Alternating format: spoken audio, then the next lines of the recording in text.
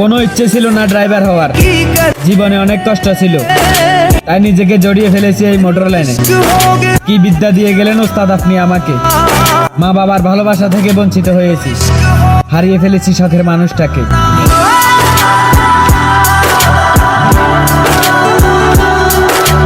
জীবনের ওই পারে যদি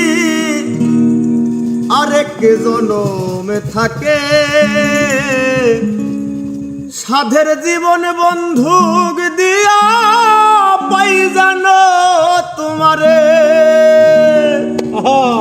জীবনের ওই পারে যদি আরেক জনম থাকে,